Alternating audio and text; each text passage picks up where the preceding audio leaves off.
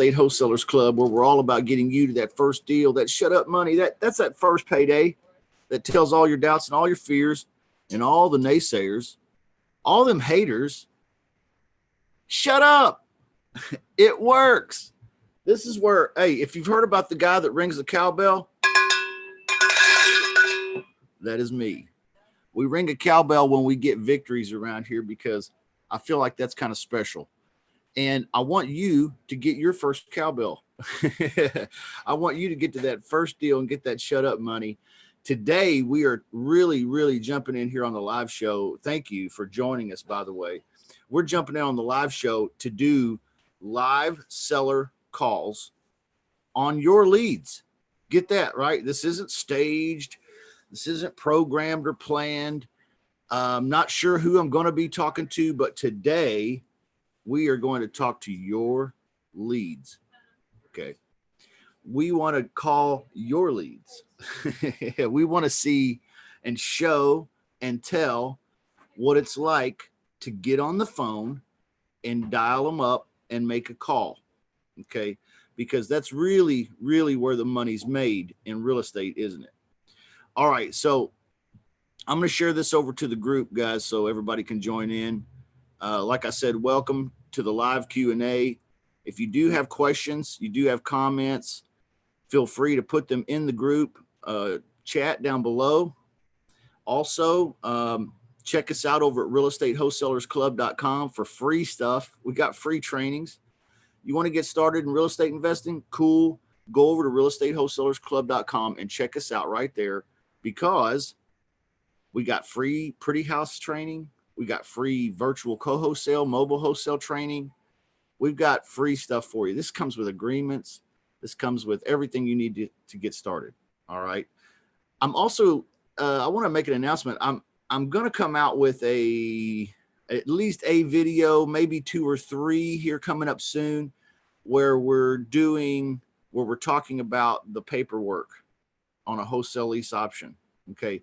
On an ugly house deal, it's pretty simple. There's a purchase and sale agreement and assignment agreement. Okay. I don't want to say that you should know how to work that if you've never done it, but it is pretty simple. Those 2 things. On the wholesaling lease option side, there are a few more things. There's a lease agreement. There's an option to purchase agreement. There's an assignment agreement. There is a cover your bupkis disclosure. Okay. So I thought, it would be really, really good for everybody if I kind of went through and just explained what the paperwork is. So I'm going to come up with that here pretty soon.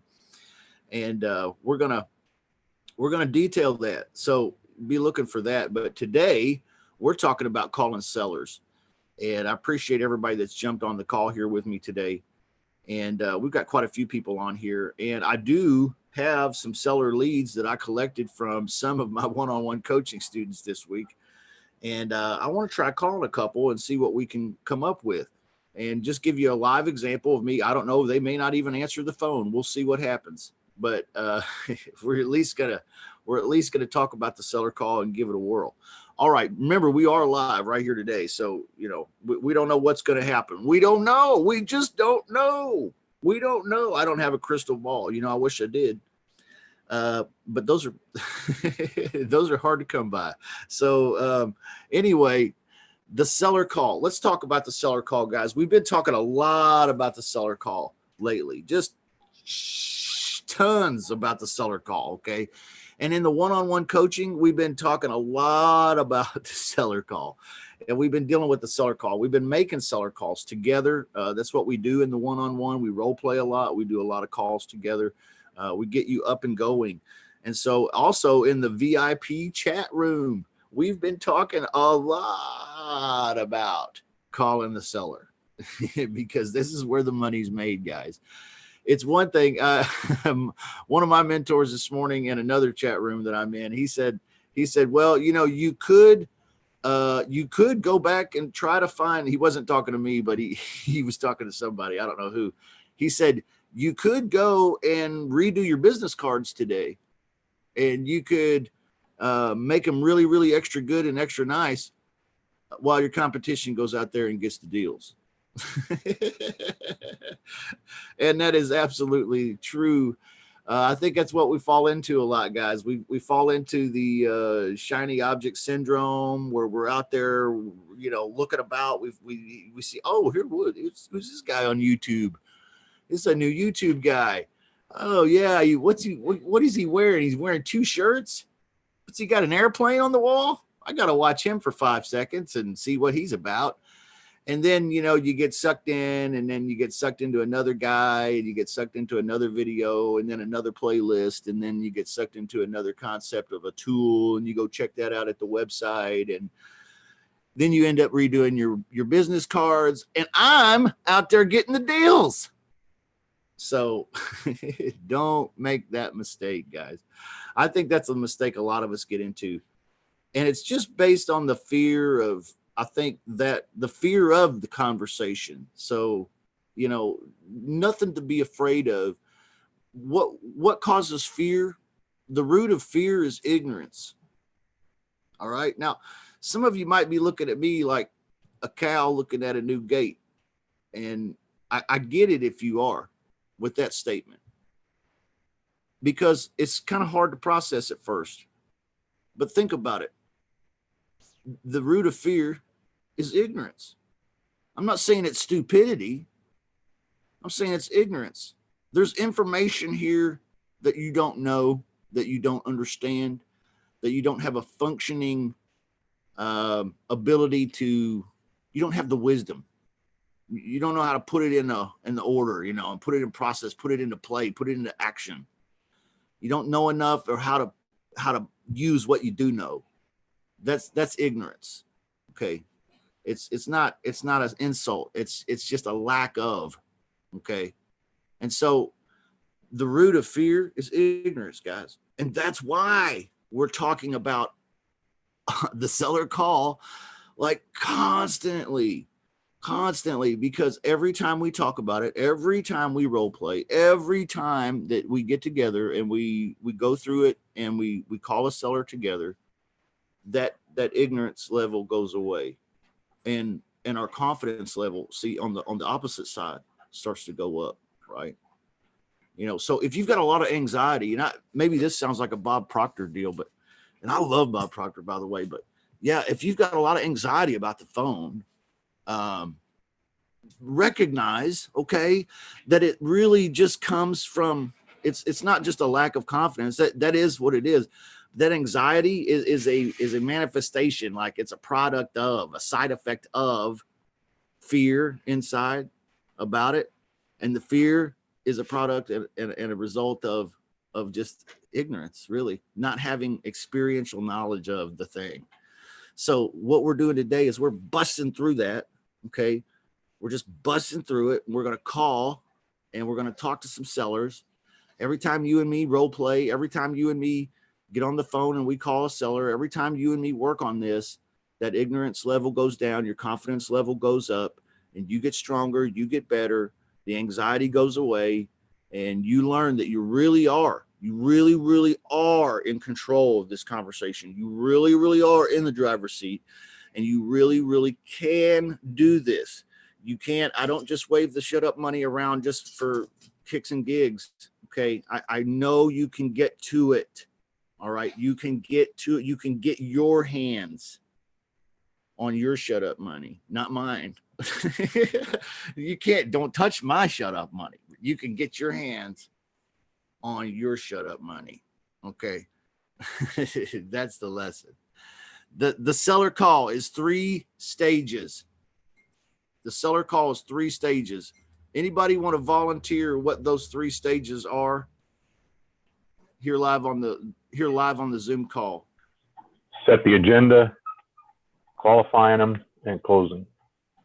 Yeah, that's it. Set the agenda, qualification, and closing. Now we're going to go through this a little bit. Somebody put in the chat here that they're guilty of what I described just a minute ago, called creative avoidance. Yeah. Call it what you will. I mean, we all have it, or we've gone through it. One of the two. Okay. I still get nerves. Okay. I still get nerves when I call. It's okay. I've learned that those nerves are really just me gearing up to do my work. You know, it's okay. I don't freak out anymore. I don't shake and tremor.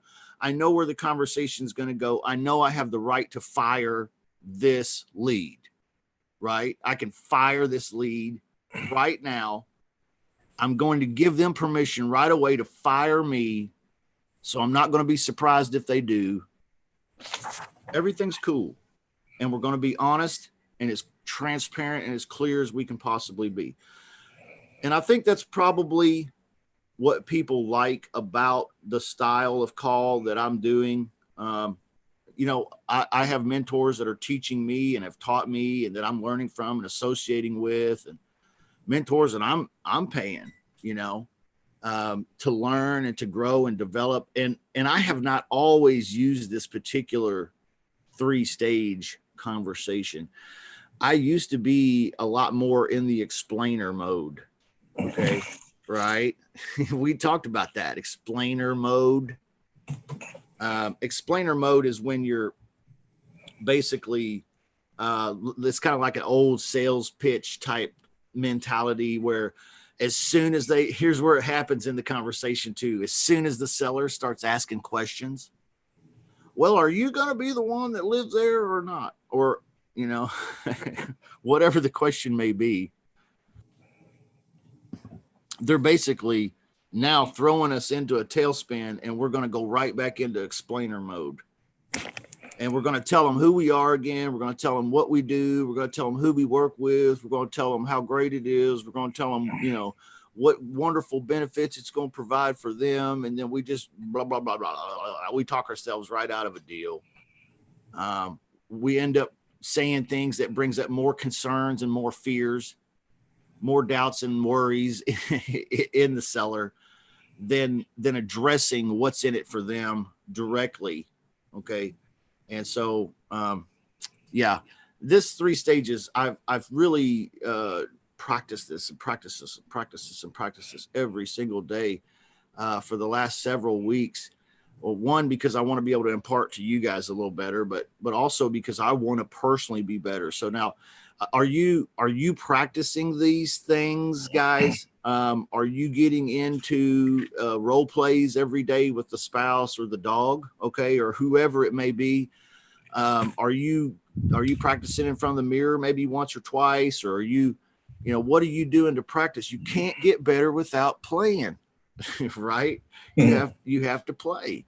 If you don't play, if you're a basketball player and you don't, you're not like Larry Bird used to be, and you don't do 1,000 free throw practice shots every night from the foul line, 15 feet away from the goal, same practice, same shot, same position, same form, same everything to perfect it. If you're not practicing, you're never going to be that level.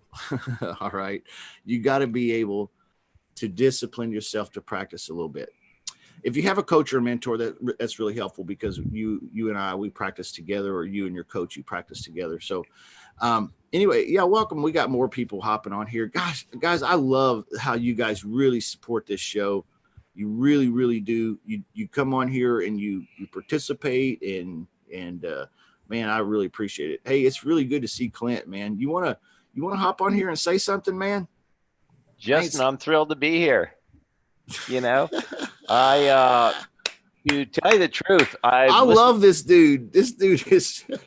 I've been so quiet. I barely come on, and I said today I'm going to come on because my objective is to play in the Toronto market, and so I really have not done any advertising as of yet. So the next 7 days, my advertising will begin, and I obviously need a lot of practice on the phone. So that's why I'm here. And that's one of the reasons why I support you. And I listen to some of your trainers, and I listen to a whole lot of other trainers, and I learn an awful lot. And when you listen to a lot of trainers, you start to hear tips and tricks that get repeated over and over again. Like, where you're asking the questions all of the time. And as long as you're asking the questions, you're maintaining control of the call, which is your objective. So these are just some of the tips that I've gleaned in the last few weeks. Yeah. I totally agree with that, and that's kind of an older sales principle, Clint. That the guy asking the questions is in control of the conversation. But yeah, that is still applicable today, and maybe it will be forever and ever. I don't know. The goal, and I've been telling everybody, guys, listen, the goal to call on leads every day. I want you to try to set an objective to call 5 leads a day. You know, you don't have to kill yourself and do 30 or 40 or 50. And you might say, but Justin, I used the automated REI and I got 37 yeses and maybes. How am I going to get through all of these? Okay.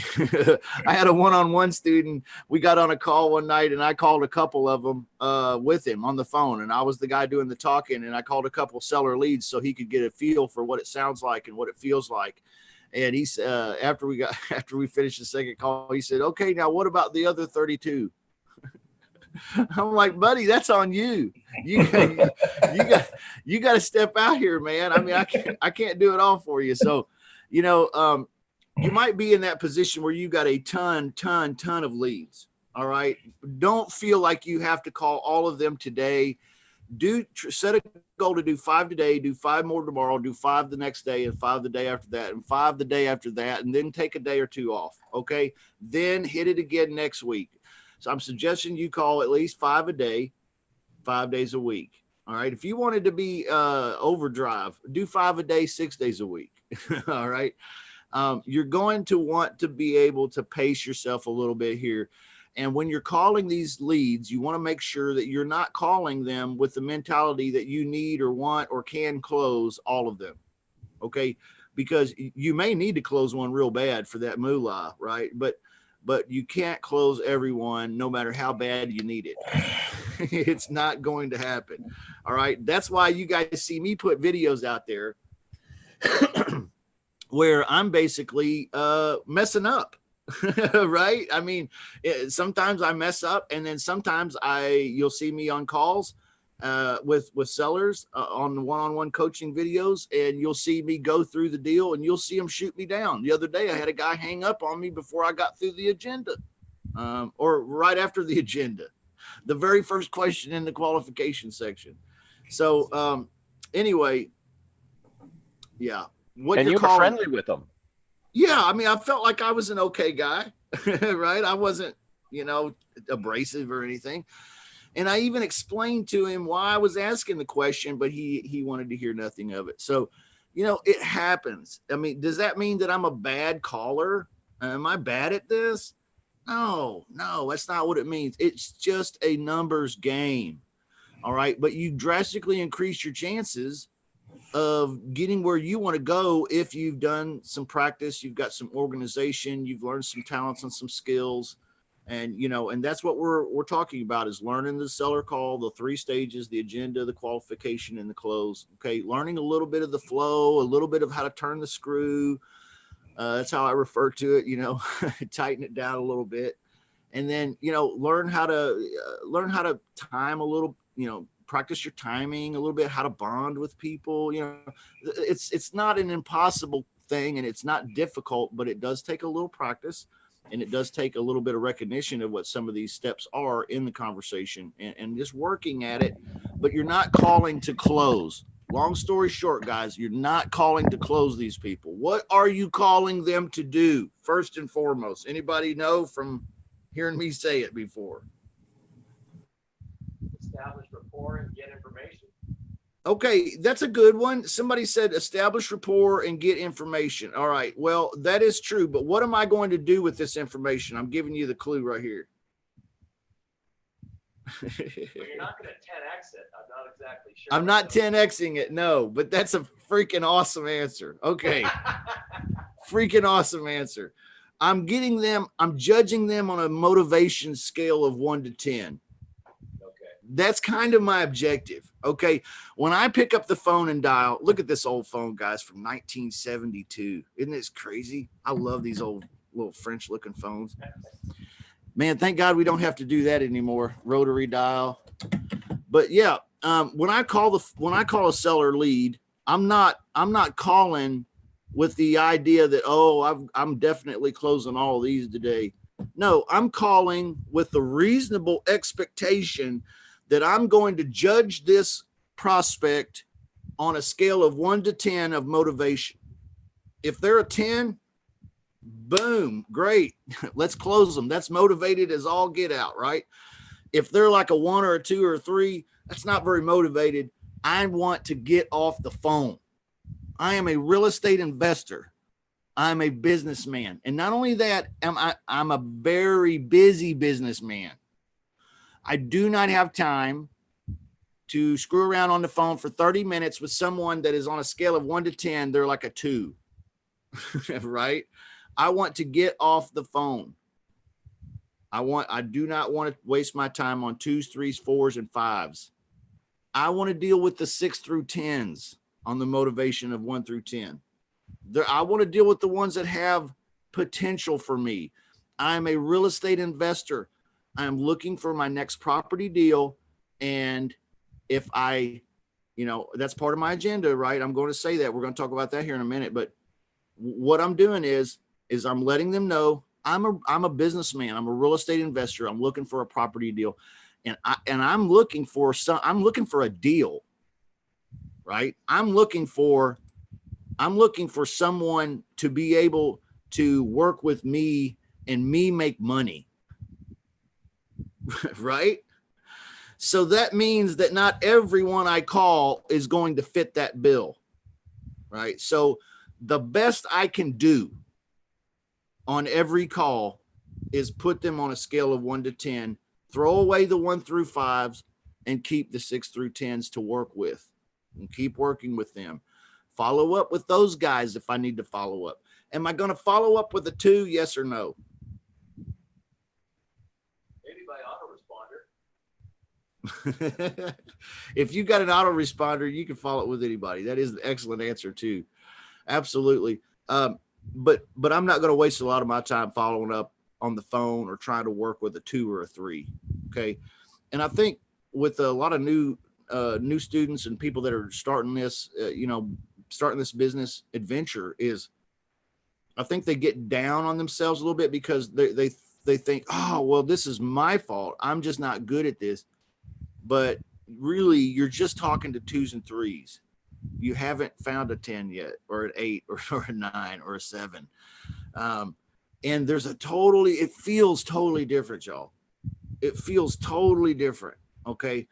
When you call a 7 or an 8, it's way different than talking to a 2. Okay. So on my videos, I try to show you guys a little bit of both. But I don't know which ones are going to be which.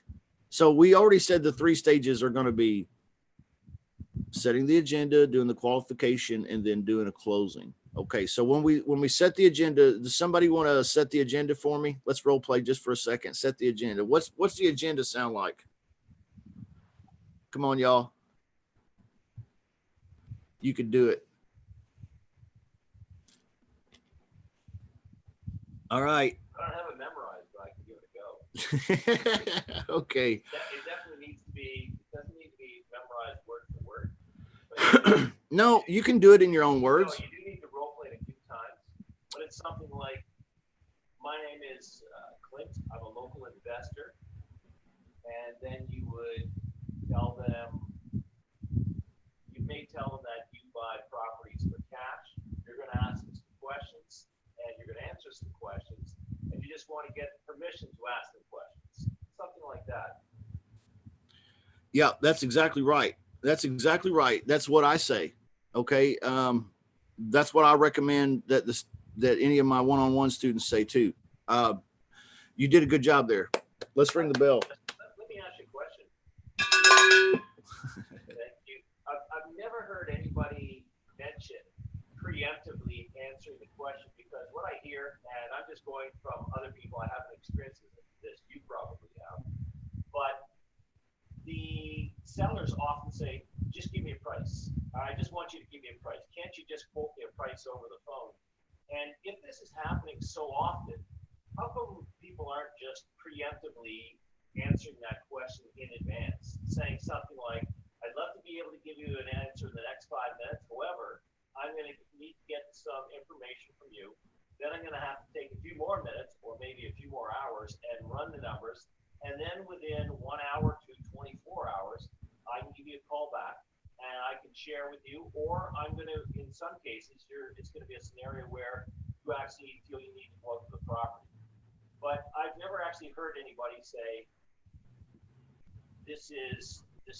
we're preemptively answering the question in advance. Yeah. That's what's so beautiful about what I'm trying to share is that it's completely transparent. You don't have to hide anything.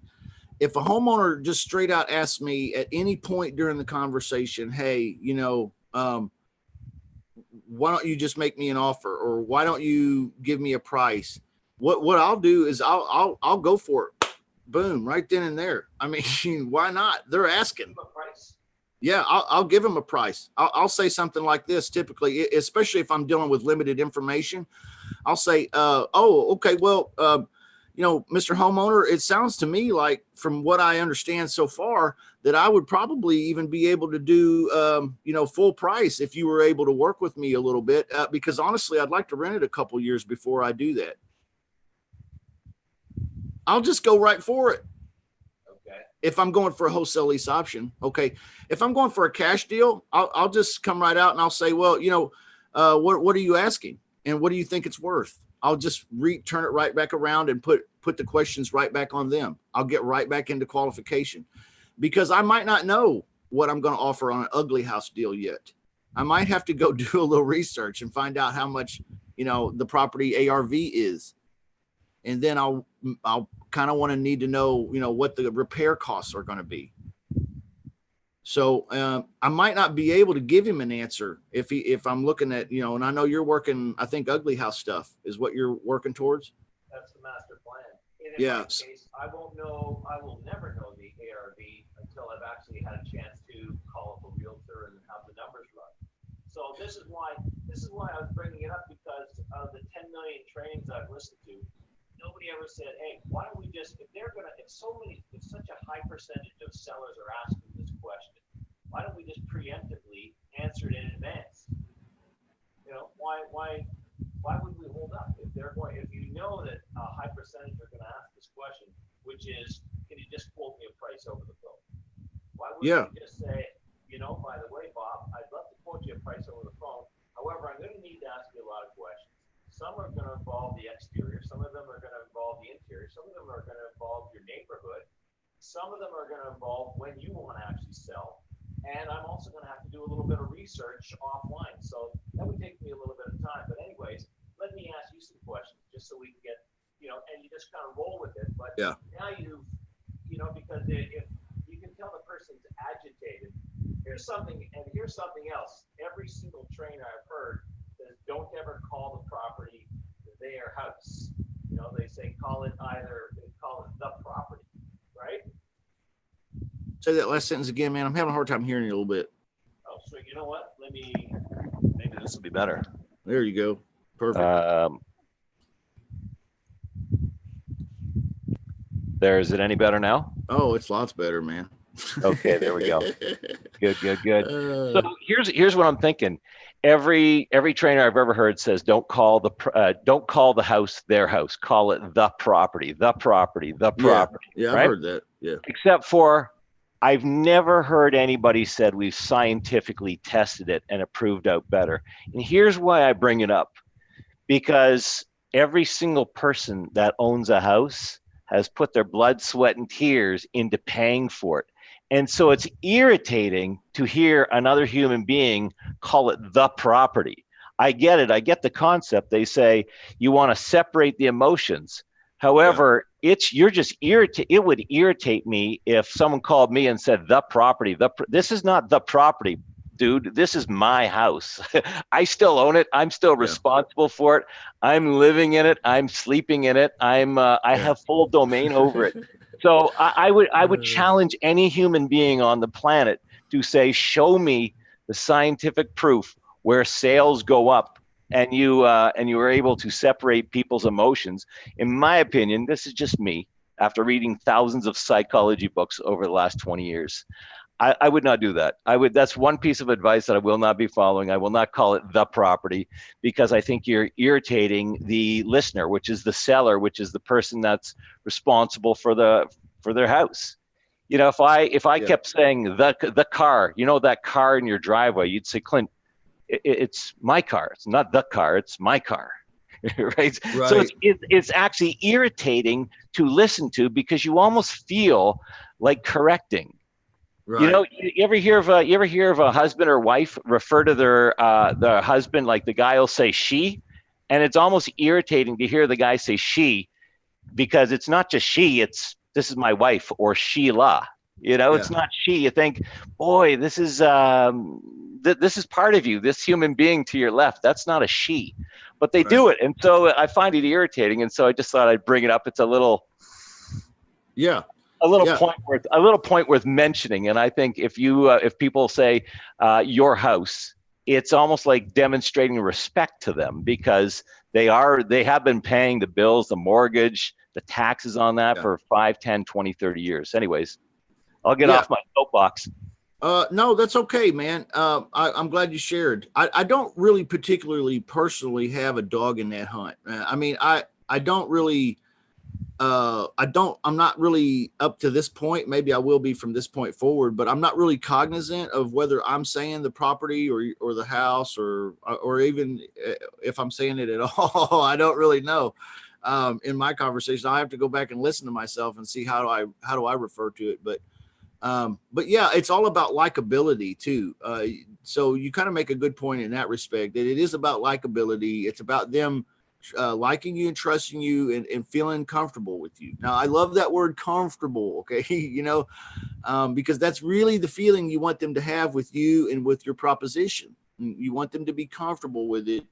And if you're not able to do that, if you're offensive in some way, then, you know, that's the opposite of comfortable, I would imagine. So, yeah, I mean, those are all good things. And you can tweak yourself and tweak your words and tweak, you know, but your ultimate goal would be to gain likability, to gain trust, to gain information, and to put them on that scale of 1 to 10. Motivation, you know, and work with the hot ones. If a guy, in my opinion, though, if a guy is offended because I refer to his house as the property, and that offended him deeply, and he no longer wanted to do business with me, and I, through the conversation, couldn't source whether or not, you know, I couldn't figure out, you know, what was wrong with, what did I say, what did I do, and he in the deal burns, the call crashes and burns. I'd place him on a motivation level of like 2, because I mean, you know, like you know, he got offended by something that was really rather small, but then he didn't sell me his house because of it. So he probably wasn't very motivated on that side. So, but I do agree with you that that it could be taken that way, and you know, likability. It's, you know, whatever you need to say and do to make people feel comfortable is okay. So I actually like what you're saying with the house. You know, refer to it as the house. I like that. So I'm gonna make a call or two, and let's see if we can make it work with the house. I'll hit the mute. No, you don't have to unless you want to, man. All right. Agenda, qualification, close. Agenda, he said before, this was before he had his headset on. I'm going to repeat it again, but he said, hi, my name is Justin. I'm a real estate investor. I'm looking for my next property deal. And I saw this one on Zillow or online, and I thought it was interesting to me. So I thought I'd give you a call and ask you a few questions. That's what I'd like to do. And you can ask me some questions if you want. And if at any time you feel like I'm not a good fit, you can just fire me then and there. You can just tell me no. Is that fair?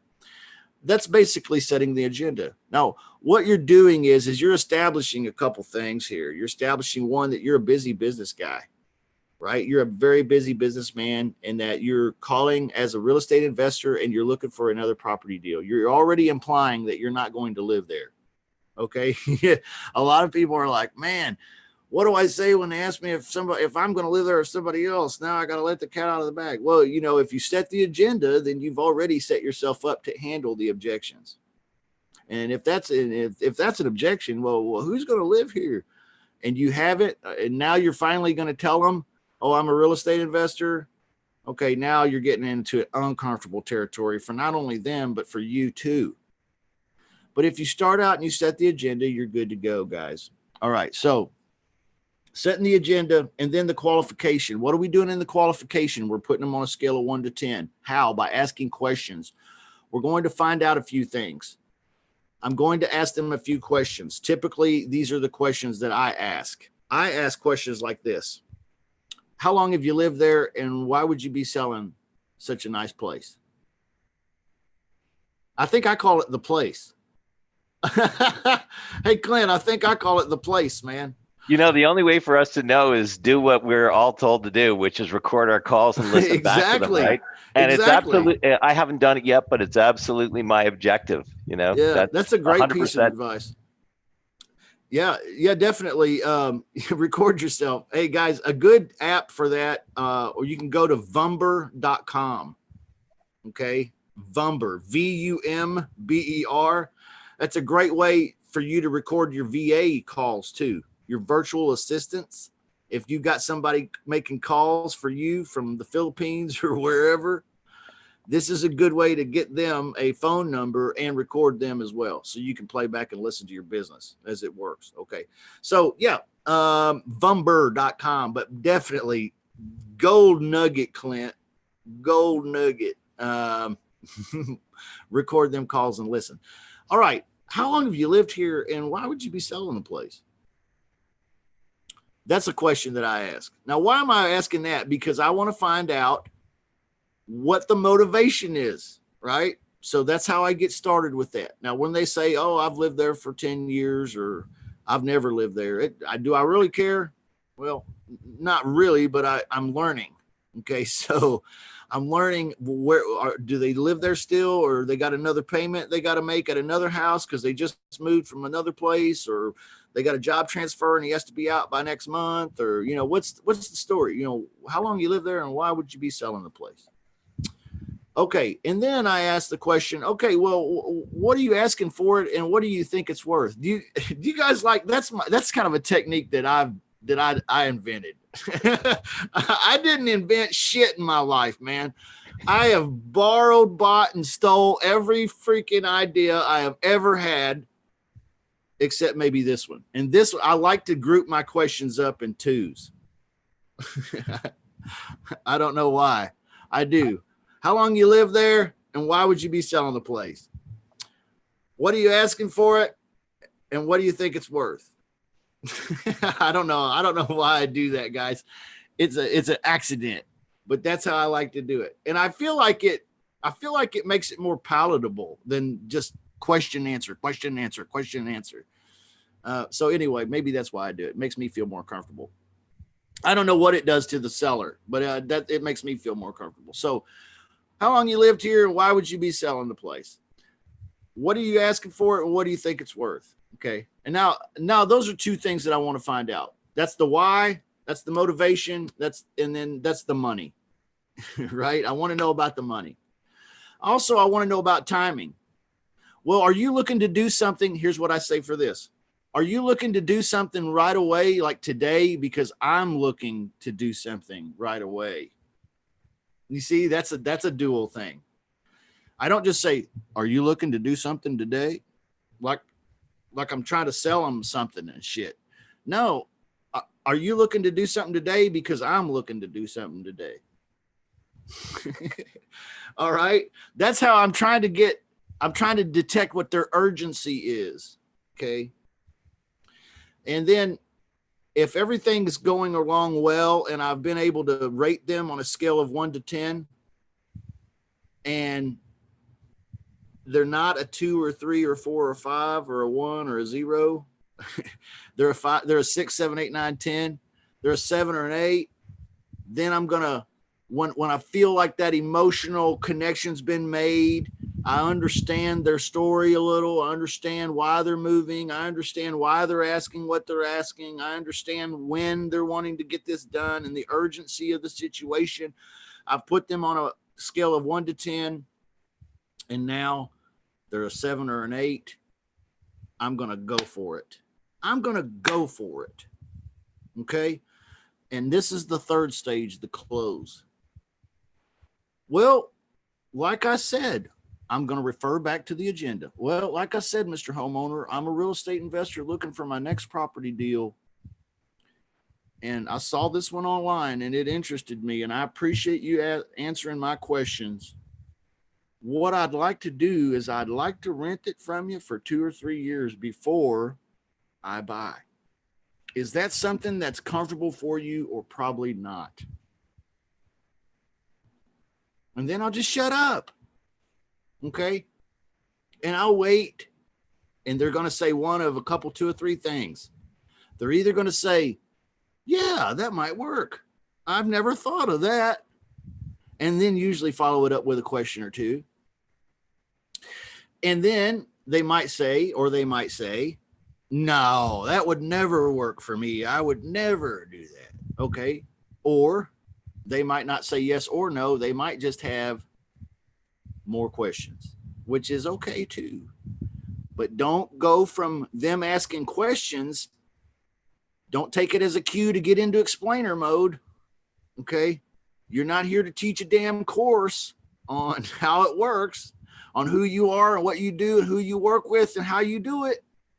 You don't need to tell them all that because remember, they're only interested in what's in it for them. So you got to learn how to, this is part of the art a little bit. When they start asking questions, how do you avoid getting into explainer mode?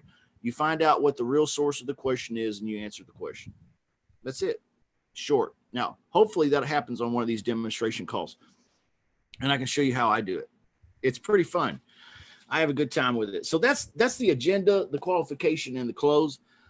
We got Michael on here. Where you at, Michael G? Michael G. Is he still here? Looks like he slipped off, but I'm going to call one of his leads anyway. It's the least we can do. That's the least we could do. That's exactly right. He was, he's a one-on-one student as well. And he yesterday we had a call together, a coaching call, and we tried 2 or 3 of them. And this last one, we tried 3 of them. And the third one ended up not being available anymore. It was sold. But the first 2, they didn't answer. we were having a bad day. We couldn't get a hold of anybody.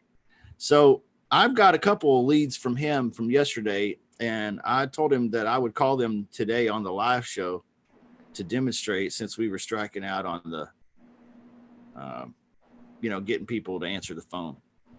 So here we are. I'm dialing the phone right now, and I'm going to call up this seller lead from Georgia. Shh, everybody be quiet.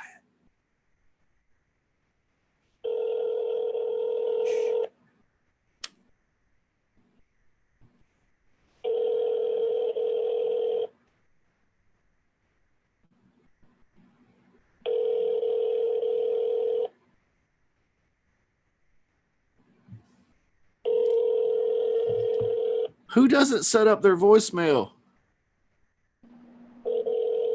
People in Georgia. Oh, okay. I'm assuming that dude ain't never gonna pick up because it's on that attempt. So because it rang about 47 times. All right, let's try the next one. Michael just texted me and said he's still here actually, so that's cool. I don't know. I didn't see him. But he must be around because he heard me talking smack about him dropping out. 0953. All right, this one here is in Georgia as well. Georgia. Hey, if you got a lead you want us to call, put it in the chat. I'm talking about in the Zoom chat. And I'll call them up next. I'm sorry, but the person you called has a voicemail box that has not been set up yet. Oh, who does that? Who gets a damn voicemail and doesn't set it up? All right, guys. Well, those two didn't work out too good. They didn't work out very good at all. Okay. Anybody got leads? Anybody got a lead they want me to call? Let's do it. Let's do it. I'm open. It's time. It's time to dial the phone. I got the itchy fingers. You know what I mean? And that doesn't mean I'm looking to steal. I'm just wanting to dial. I want to dial. Anybody on the call got a lead? If you got one, throw it down in there. We got 8 minutes left on the live show today. We can get one more. We can get one great call in. One great call. Put it in the Zoom chat if you're on here. You doing any Q&A today, Justin? Well, let's do Q&A while we're waiting on somebody to put some leads in there. Yeah. I got one for you. What's up, man? Are you hey, it's Rick from Los Angeles. Good morning, man. Love you guys. Welcome back, Rick. Yes, sir. Hey, are you having the tenant buyer use any type of service or a way to make their option deposit and rent payments, like just to make sure that it's able to be used if they do exercise the option? I've looked into a couple of lenders, and it almost sounds like the lender has to approve their contract in order to accept what funds they have to be used towards like that down payment. You know, instead of using the money off of the back end price, actually using it when they go to get a loan with the bank. Are you using any type of service or what's a good way to do that? Because I'm kind of getting snagged up on a couple of mine right now because they're asking me that. And I'm like, I know there's a couple services like Escrow Serve, I think is one, but what do you think about that? Yeah. That's a great question. And I don't do much with that, just to be frank. What I do is I tell the tenant buyer, listen, this is not technically a down payment. It is a non-refundable option fee. Okay. It is a pay to play fee. All right. That's what I call it, a pay to play fee. But what I tell them is that it will be deducted from the purchase price when they go to buy. Okay. So they do get credit for it. The non-refundable option fee or the down payment, so called. But the reason I say so-called down payment is the exact reason that you just explained.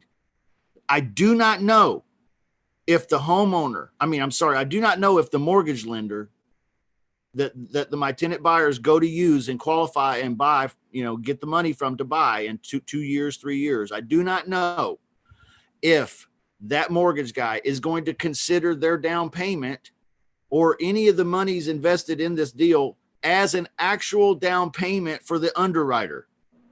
Exactly. I do not know that. And I'm never going to know that. Okay.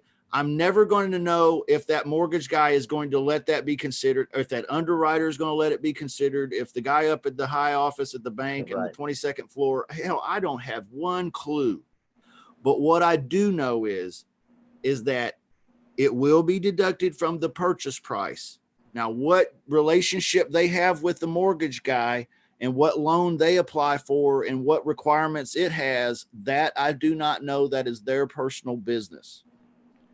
Yeah. If they've done their job and they've increased their credit score along the way, there is a chance that it could be considered as the down payment on that mortgage. But there's also a chance that it will just be given to you as equity, but you may have to provide an additional down payment for your mortgage guy. I do not know. Yeah, that's exactly what I've been doing. And I even threw out there, if you know the lender you're going to use, you can contact them up front and see what their qualifications would be. And maybe we could work with the seller to, make sure the contract kind of fits their criteria. But I've left a very open table on my side. Yeah. Absolutely, man. That's all you can do is be honest. Okay. Now it's not like they're losing the money. Right. It still comes off the purchase price. They still gain it as equity. They're just not, I can't speak for the mortgage dude. That's all. I don't know. I don't know what he's going to say. Yeah, no, that's exactly the route and the discussion I have with them. So they totally understand they're not losing it, but they just really wanted to see about that one direction. So no, I figure we're on the same page there. So yeah. Thanks, man. I appreciate you sharing that. Yeah, dude. Hey, great question, by the way, man. I love questions like this. These questions indicate to me that you're a hitter. I mean, you're out there, you're doing it. and you're running into some new territory, and I like it, man. No, thank you. Welcome. I'm glad you're here on the show last week too, and this week. Yes, sir. Justin, we have Ray just threw up 2 phone numbers there. I don't know if you can see them. Man, I've seen it. I've got some people shooting me notes privately even, and I've got more leads now that I can even begin to work today. But yeah, let's definitely hit up another one. I'm going to call one right now. This one here looks like it's in this one's a different one. This one's not Michael's. This one's Raed's. I love Raed. He's an awesome dude. Awesome dude. Lots of fun. So let's call it. I'm dialing it right now. I had you guys put it in the chat so we didn't have, we're not exposing somebody's contact information in a live broadcast. Wouldn't that just get you? This guy put it out to everybody. All right, Pennsylvania.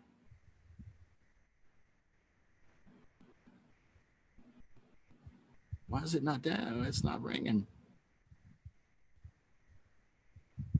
Let me try a different one. Okay. Let's try a different one. I'm having a time, ain't I?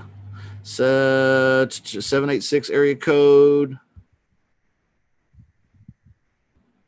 Now we're calling into Port Charlotte. Say your name after the tone, and Google Voice will try to connect. This might be an investor, Justin, because they're using Google Voice. Can y'all hear that? Yep, perfect.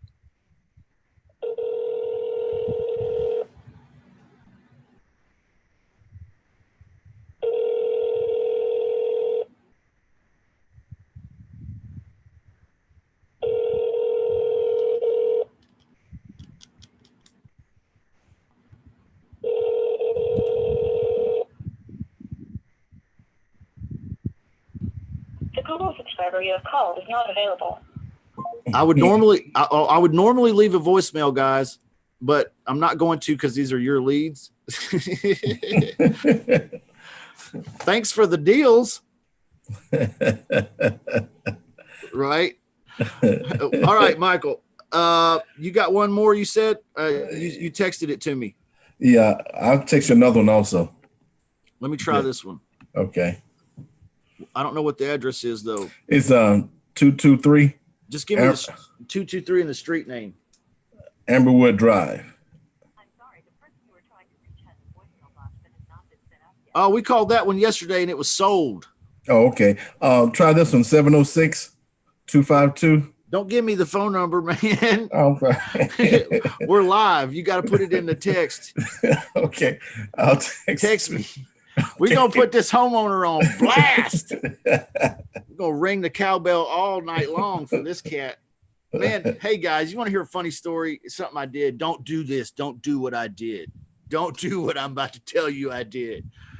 I was doing a ringless voicemail. Oh, no. It wasn't even a ringless voicemail. It was one of them damn politician phone calls where it rings and you pick it up and they start talking to you through, like the recording is like, hello, welcome to, blah, blah. And it's like, it doesn't even go to voicemail. It's just like it's a live recorded call. I was working on my machine one night, man, and I recorded a message and I was like, hi, if you'd be interested in selling your house, please give us a call back at blah, blah. And I'm sitting there and it's 10:30 at night. It's 10:30. Not a big deal, right? It's only like bedtime for most of the world on this side of the globe. And so I'm just tinkering around with it and I accidentally hit the go button. I had people calling me back. They were like, I'm going to kill you. I was like, hey, that's a good lesson. Don't do this shit at 10:30 at night. I literally, I did not answer the phone back, y'all, because I knew I messed up. But I had messages that were like, if you ever call me again, I'm going to fucking kill you. Was this just one phone call or was this many? No, I blasted like 1,000 people at 10:30 at night with a live robocall is what I'm saying. It wasn't even a ringless voicemail. It was a live robocall at 10:30 at night pitching lease options. Thank God I didn't get sued or somebody didn't turn me in. I don't know, like what could have happened. But anyway, all right. I'm going to call. I'm gonna dial this one right here. I got a buddy he's not a one-on-one student, but he keeps telling me I need to dial this number, and I'm just gonna see what happens. Well, I don't know much about this one. I don't know much about any of these. Hopefully we can just talk to someone.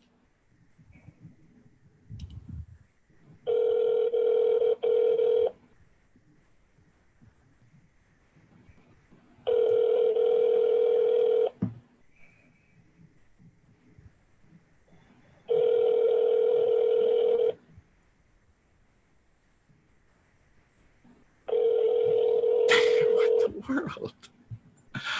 Of course, this would happen while I'm live. Sorry. Like no one answers the Your phone. call has been forwarded to an automated voice messaging system. All right, Thomas, you're gonna have to. We have to call that one later, man. Maybe you and me, or you just. Hey, I think I know what you're up to on this one, though. I think you're testing the waters, and I'm cool with that. I'm way cool with that. I have fun doing this stuff. All right, let's try another one. We have struck out every time. You're not even getting anybody on the phone, of course. All right, let's try this.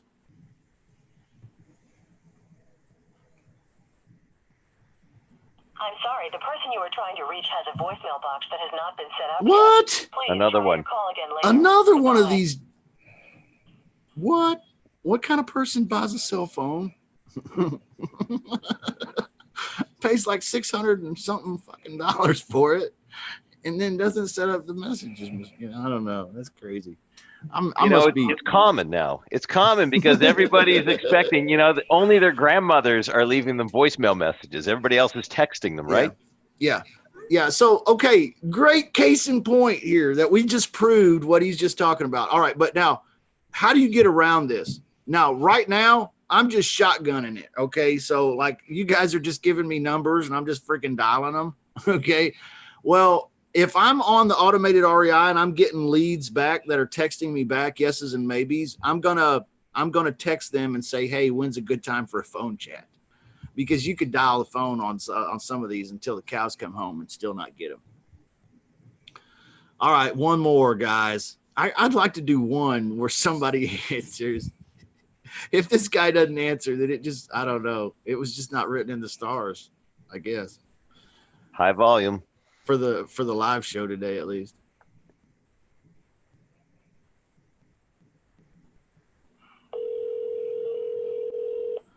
I feel good about this one. I feel good about it. Yeah, come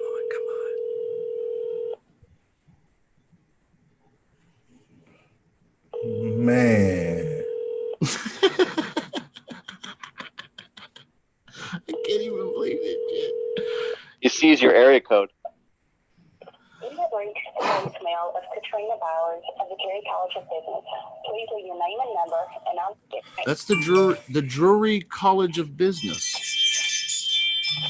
All right, one more, guys. One more. I can't even believe. What is that, 5 or 6 in a row? Yes. I can't believe that. Saturday, plus you're calling from an out-of-state area code. Yeah, that might be a little bit of it too. The timing. I don't typically have too much problem with the area code.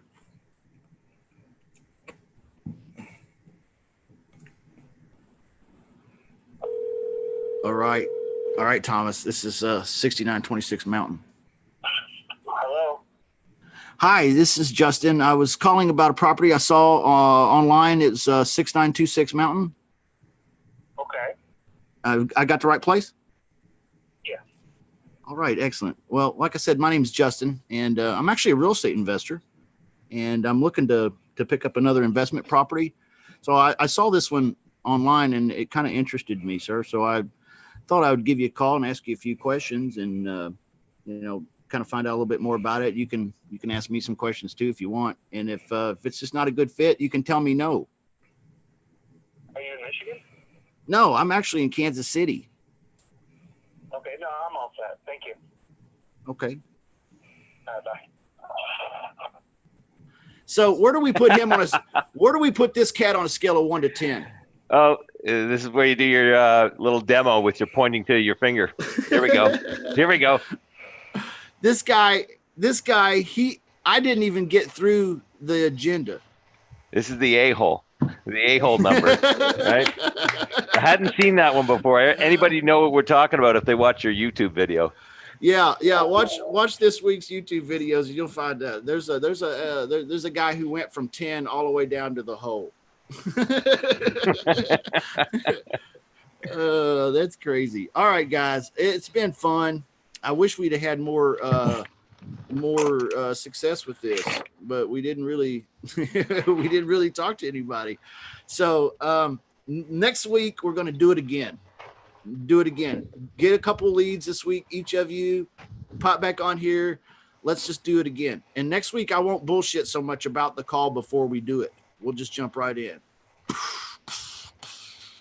Does that make sense? It does. Yep. All right. And we'll be ringing this bell. Hey, Thomas, thanks for jumping in, man. I appreciate you, dude. Thanks for the leads too. I won't keep them. You can have them back. And Raed, thank you. Michael, thank you. Clint, thanks for adding what you added today. Man, I'd like to help you, and I'd like to help you more, but you're in Toronto, and that's like a whole other universe. So I wish I understood more about your geographic area, and I could really help more. But man, I'm here for you. If there's anything I can do, don't hesitate. Rich, is it Rich or is it Rick out of East Coast, West Coast, LA? Rick in Los Angeles, man. You can call me whatever you want. Rick. I like it. That's Rich Rick. It's not just, he's not just like average run of the mill Rick. It's Rich Rick. I like it. All right, man. Hey, that must have been what I was thinking when I said that. So, hey, love you guys. I'll talk to you soon. If you're a one-on-one student, don't forget you can sign up, to one-on-one with me. We'll do some of this with your leads. And if you're not a one-on-one student, you want to be, hey, more power to you. Come on over to realestatewholesalersclub.com and sign up. It's pretty easy. All right, guys. Anything else? Any last questions? Anything before everybody's heart and mind clear before we wrap this up? Quick question, man. Okay.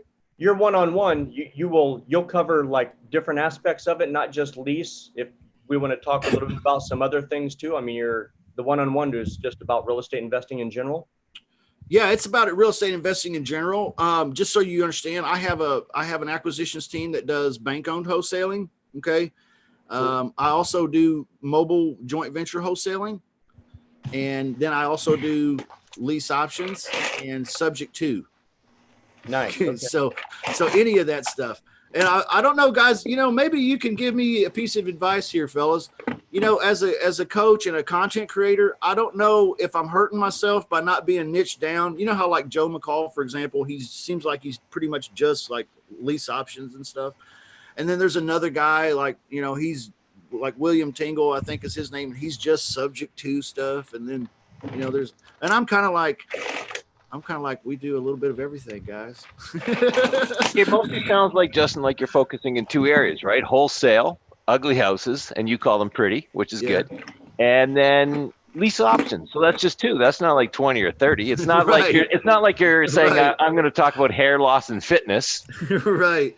So and how to remove unsightly warts. We don't talk about any of those things. I just do real estate, guys. I would like to maybe one day expand what we do even and make it even more comprehensive. But for now, I think we can cover pretty much your ugly house and your pretty house needs. Yeah, I don't think you're hurting yourself at all, buddy. I think you're not spreading yourself too thin. It's great. I appreciate you saying that, man. You guys are friends as well as just it's a business relationship, but we're also buddies. And man, I really appreciate my personal interactions with everybody. It's really like it's basically the extent of my social. It's like I don't really talk to anybody but you guys, and I love it. So anyway, I'll I'll talk to you guys next week. Hit me up on the chat. Hit me up on the Facebook group. Hit me up if you're in the VIP chat room. Man, you guys should be role playing with yourselves too. If you don't have the caller notes, I put some caller notes together. If you're looking to make seller calls and you're like, man, I wish I just had something to put, remind me where I'm going and what I'm doing. Check it out. It's over at realestatewholesalersclub.com and the free stuff. It's in the free trainings. All right, guys. I'll talk to you later. Thanks again, Justin. Bye, Justin. Bye, Janet. Bye, Clint. Bye, Michael. All right. Bye, everybody. Love you.